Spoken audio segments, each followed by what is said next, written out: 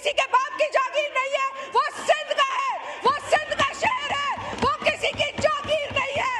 आप लोगों की हमने हुकूमत देख ली, कान पकड़ते हैं। पाकिस्तान उस वक्त हम ये नहीं होने देंगे। अगर आप चाहते हैं कि इस मुल्क में माहौल सही रहे तो एक सूबे को इस तरह हर्ट ना करें हमें हर्ट। कराची तशरीफ रखें, नो क्रॉस टॉक। अब चेयर को एड्रेस करें शाजिया मरीज साहिबा। ये हो गया ना सर, हमें कराची सिंध से अलग नहीं करना। आप अपनी तकरीर में जवाब दीजिए। देंगे। कराची सिंध का है और सिंध का रहेगा।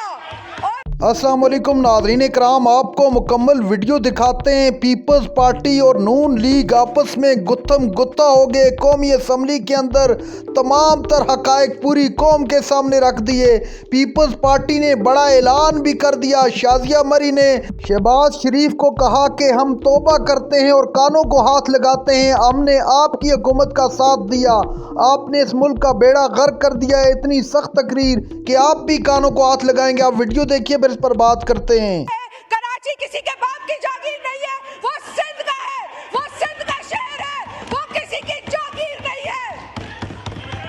हमें कराची तशरीफ रखें, नो क्रॉस टॉक। अब चेयर को एड्रेस करें शाजिया मरीज साहिबा। ये हो गया ना सर, हमें कराची सिंध से अलग नहीं करना। आप अपनी तकरीर में जवाब दीजिए। देंगे।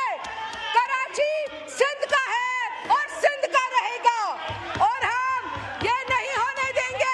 अगर आप चाहते हैं कि इस मुल्क में माहौल सही रहे तो एक सूबे को इस तरह हर्ट ना करें हमें हर्ट। कराची किसी के बाप का नहीं है, वो सिंध का है और वो सिंध का रहेगा इंशाअल्लाह ताला। डेप्यूटी स्पीकर साहब, बात ये है सर, बात ये है, मैंने किसी का नाम तो नहीं लिया, मैंने तो सिर्फ ये कहा कि जब आप लाहौर, फैसलाबाद, सियालकोट और गुजरांवाला को पंजाब से अलग नहीं करते तो आप कराची, मीरपुर खास, हैदराबाद को सिंध से अलग क्यों कर रहे हैं? ये हमारे शहर है, ये हमारा सूबा है। सूबों के आप इंटरेस्ट को ऐसे हर्ट नहीं कर सकते। ये प्राइम मिनिस्टर साहब ने अश्योर किया था सिंध हुकूमत को, एंड प्राइम मिनिस्टर साहब हैज टू इंश्योर कि सिंध के साथ इंसाफ हो, सबके साथ इंसाफ हो। आपने सिंध को कॉलोनी समझा है अपनी? आपका जब दिल करता है आप सिंध के साथ ज्यादती करते। We are not your colony, we are. ये पढ़े प्रीएम्बल, आप ये पढ़े, इसको पढ़े कि टेरिटरीज क्या है, फेडरल टेरिटरी क्या है और प्रोविंशियल टेरिटरी क्या है। ये आइन है ना, इसको पढ़ लें, इसमें सिंध को पढ़ लें, वो इज सूबा। और आप इसको देख लें पेज 46 को कि आपने जो पीडब्ल्यूडी की स्कीम्स दी हैं सिंध को, वो आपने हाउसिंग एंड वर्क्स डिवीजन, कब से एक सूबे का काम जो है वो वफाकी मिनिस्ट्री करने लगी है? कब से? खेलदा साहब, आप तो सिंध से हैं, कोई सिंध के बेटे होने का हक अदा करे। कि क्या आपको ये नहीं समझ आती कि पहले पाकिस्तान की आवाम को मजबूत करना है और फिर इनसे आपने वो टैक्स लेने हैं जिसके आप ख्वाहिशमंद हैं? इन्हें अपने दौरे हुकूमत में डिप्टी स्पीकर साहब, चूंकि जिसके आप भी गवाह हैं कि पूरी दुनिया में एक इकोनॉमिक जो है रिसेशन था, एक ग्लोबल चैलेंज था, लेकिन उस वक्त भी पीपल्स पार्टी की हुकूमत ने 135% से लेकर 150% इजाफा किया था तनख्वाहों में। बट यस, हम इंतशार नहीं फैलाएंगे, हम बिला वजह जो है वो मुल्क के अंदर अफरा तफरी नहीं मचाएंगे, क्योंकि आपने देख लिया ना कि इत्तेहाद से ही कामयाबी हासिल हुई है। आप करें इस हुकूमत पे तनकीद, लेकिन फिर जब आप जिस तरीके की जबान इस्तेमाल करेंगे, आप ये ना समझे कि हम वो जबान इस्तेमाल नहीं कर सकते। हम सिर्फ अपनी सियासी शऊर का मुजाहरा करते हैं। ये हमारा सियासी शऊर है। हमारे चेयरमैन ने कभी हमें नहीं कहा कि गाली दो तो थप्पी मिलेगी। हमारे चेयरमैन ने कभी ये नहीं कहा बड़ी गाली दो तो बड़ी थप्पी मिलेगी। ये कभी नहीं कहा। बल्कि हमारे चेयरमैन ने फॉर द रिकॉर्ड, जब कभी ऐसा मसला हुआ जहां हमारे किसी मेंबर ने ऐसी बात की जो अच्छी नहीं थी, जो इखलाकी तौर पे मुनासिब नहीं थी, उन्हें बाकायदा कॉल आती है कि इस तरह बिहेव ना करो। तो क्या वजह है कि फाइनेंस मिनिस्टर 18% टैक्स लगा देते हैं सोलर के ऊपर? क्या वजह है? अगर ये नाअहली हम नहीं देखते, मुझे कोई दुश्मनी नहीं है, यहाँ बैठे मेरे सब कॉलीग्स हैं, काबिल एहतराम है मेरे लिए, मैं बदतमीजी की तरफ नहीं जाऊंगी क्योंकि मेरे पास बात करने के लिए मवाद है, लेकिन आप लोगों की हमने हुकूमत देख ली, कान पकड़ते हैं। पाकिस्तान उस वक्त the 4th most expensive country in the world था। कर्जे आप लोगों ने तारीख में सबसे ज्यादा लिए, तारीख में सबसे ज्यादा लिए।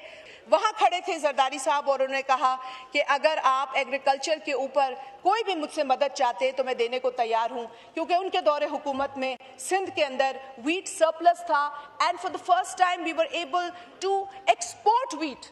मतलब हम इतना अच्छा एग्रीकल्चर का अपना जो ग्राफ है वो कर सकते हैं, पोटेंशियल है हमारे अंदर, सिर्फ विलिंगनेस, सिर्फ नियत की ज़रूरत है। तो ये चीज़ें हमारी तरफ से हमेशा स्मॉल फार्मर्स हो, मज़दूर हो, मज़दूर को फाइनेंशियल सिक्योरिटी देने की बात हो, हमारी लीडरशिप ये करती रही है। क्या आपको ये नहीं समझ आती कि पहले पाकिस्तान की आवाम को मजबूत करना है और फिर इनसे आपने वो टैक्स लेने हैं जिसके आप ख्वाहिशमंद हैं? आप एक पहले ही कुचली हुई आवाम जो पहले ही महंगाई को फेस कर रही है, और हद तो ये है कि इस हुकूमत ने इस बजट के अंदर मिनिमम वेज भी अनाउंस नहीं की है।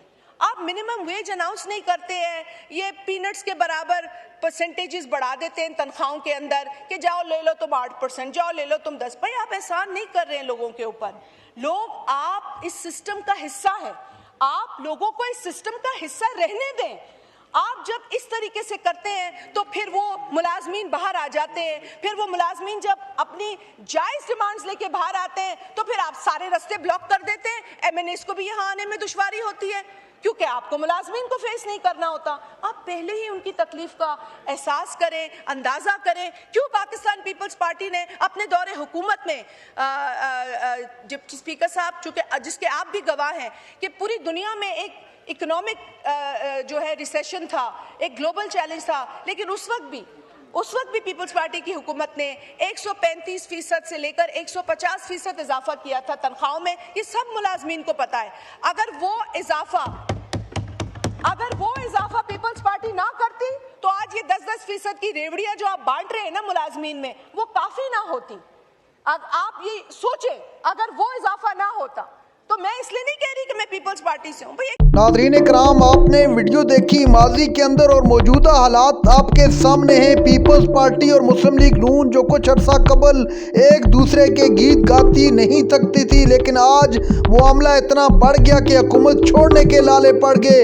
पाकिस्तान पीपल्स पार्टी खुलकर हुकूमत वक्त के खिलाफ खड़ी हो चुकी है। शहबाज शरीफ को पीपल्स पार्टी अपना वाज़ेह मौक़िफ़ दे चुकी है, चूँकि पंजाब से जो सिंध पर गोलाबारी हुई और फिर सिंध से जो जवाबी वार आया उसने पूरे पाकिस्तान को हिला कर रख दिया।